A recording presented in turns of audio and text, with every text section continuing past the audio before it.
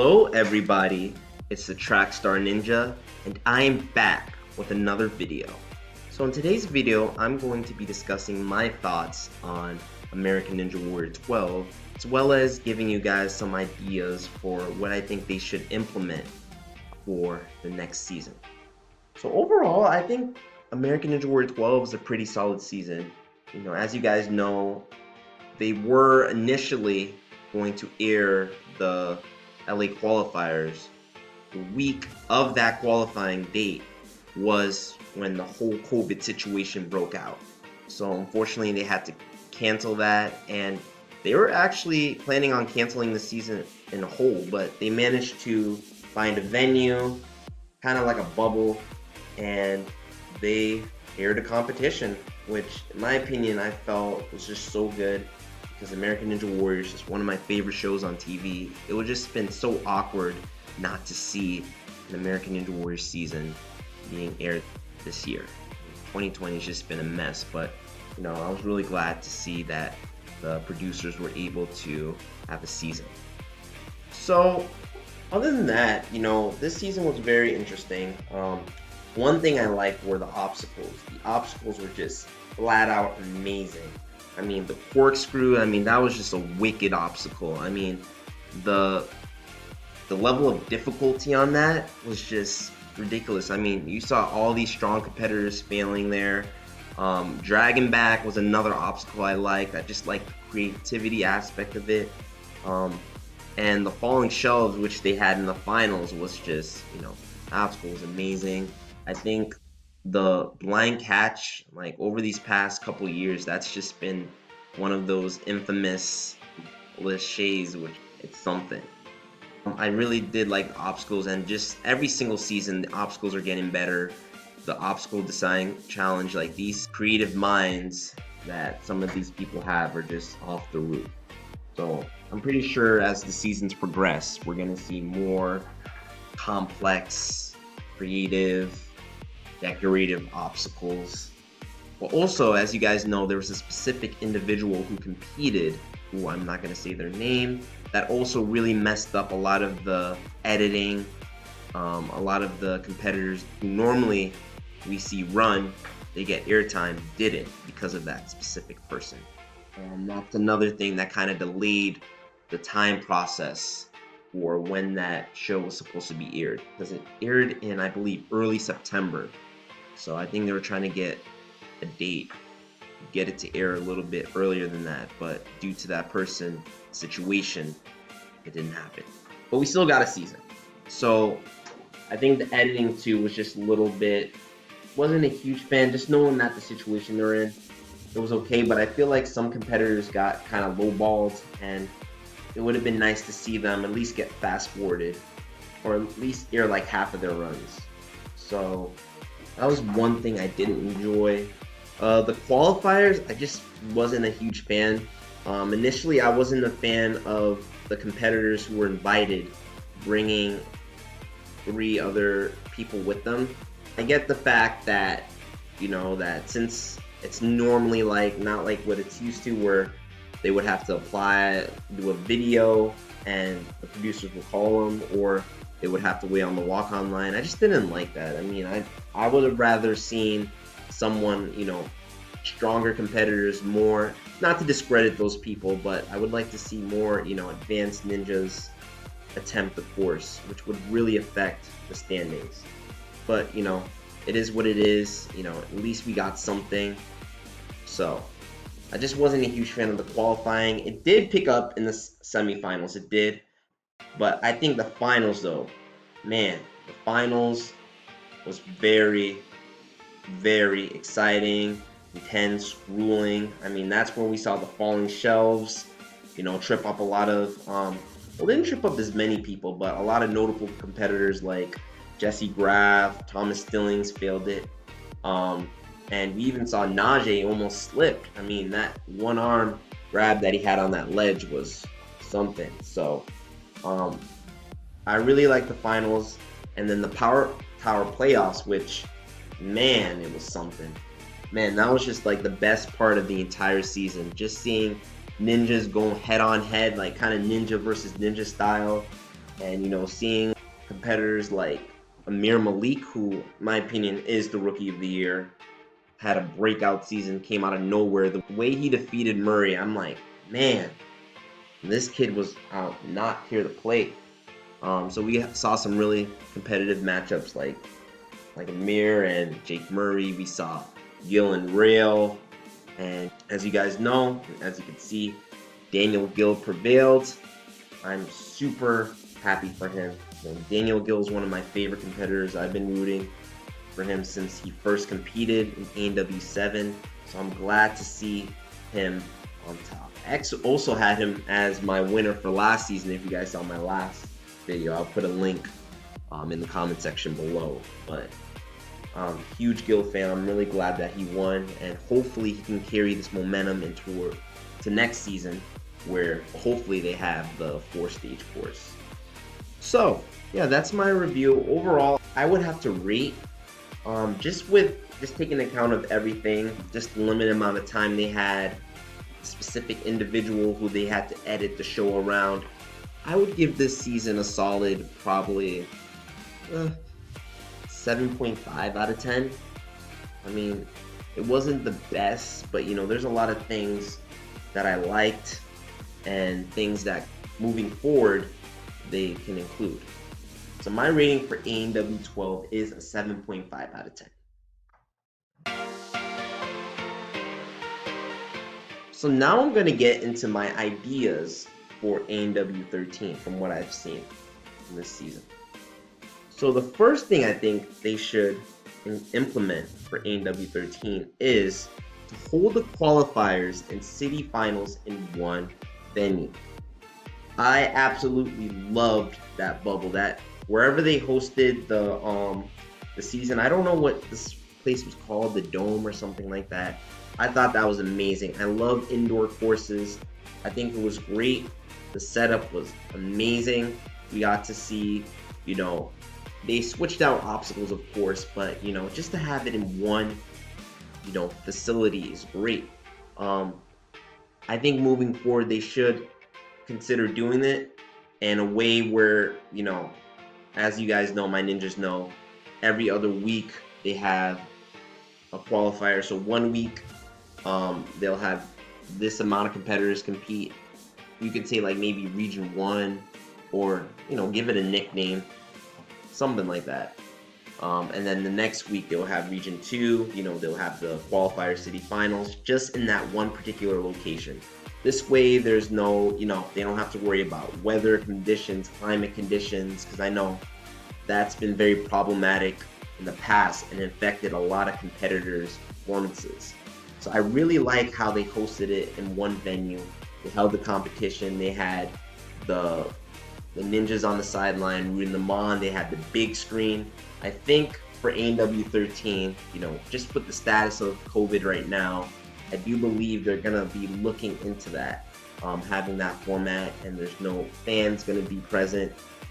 But I really like how they had the two also, when they had like the families and the friends watching from the big screen. And yeah, I think that's really good. I really think they should lean on having it in one location too. This way the competitors can all just travel to this one location. And yeah, that's my first idea. So my next one is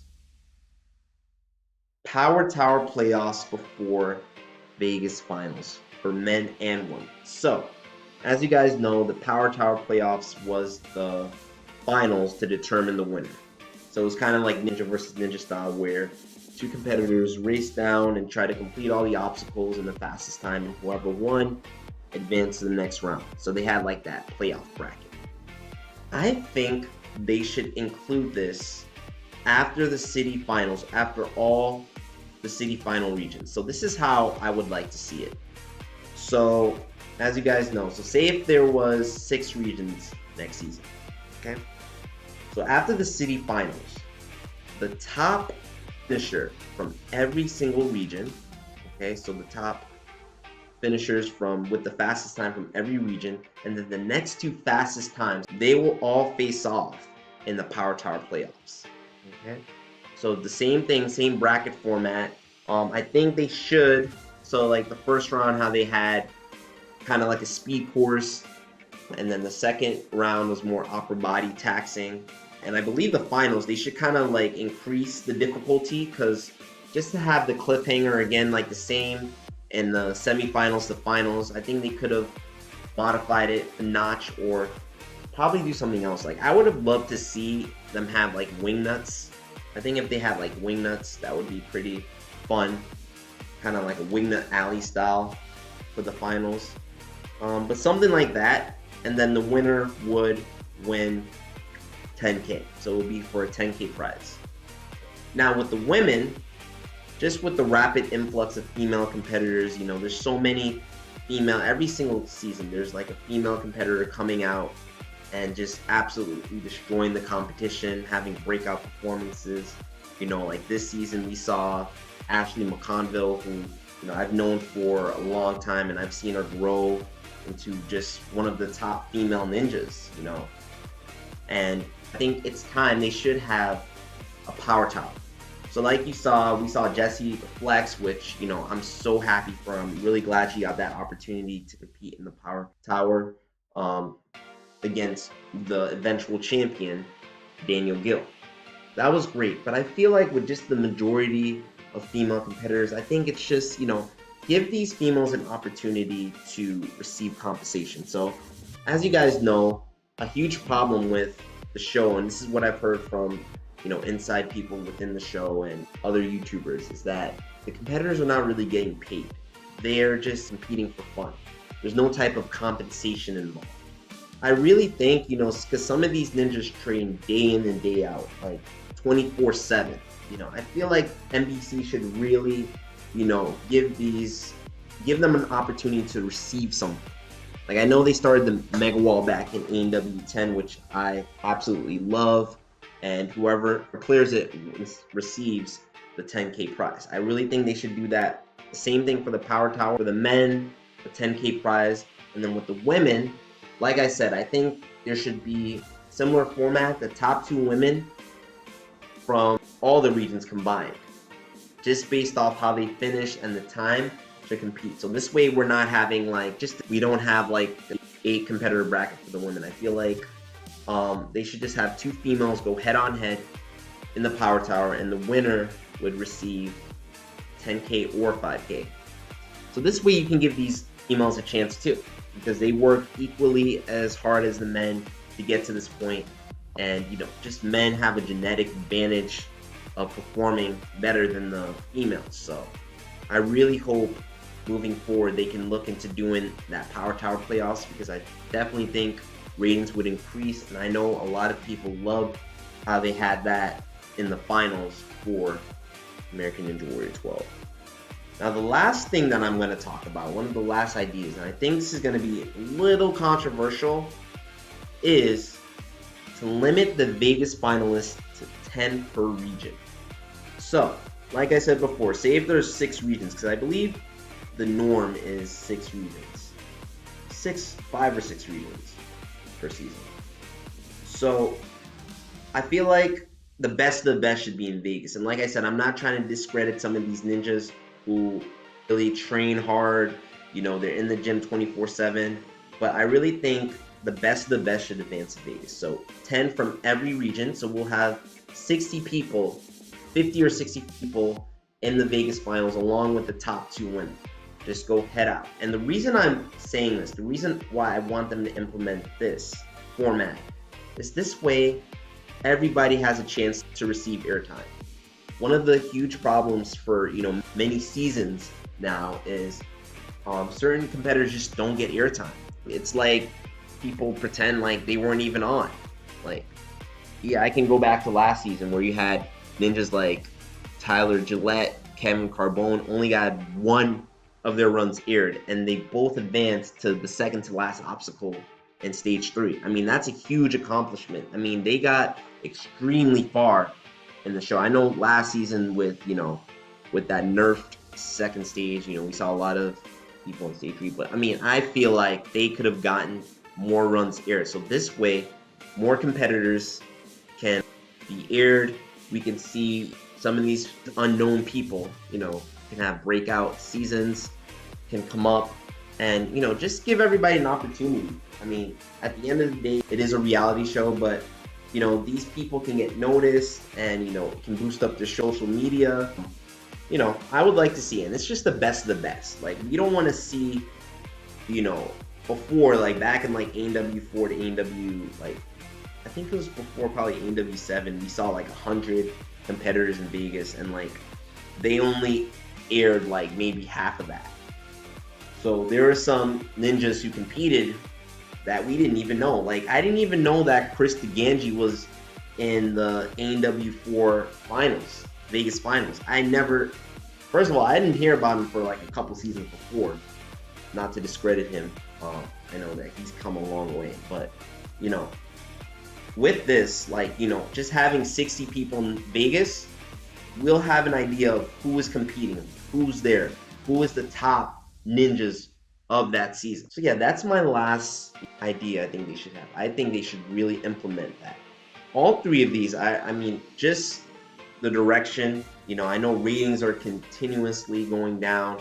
So, you know, it's going to be time before, you know, they're going to have to cancel the show.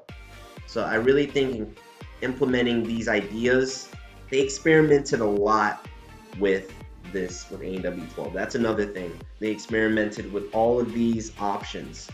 And, you know, I'm pretty sure the producers are going to reflect back on the season and look at what worked, what went wrong, and what can we do moving forward.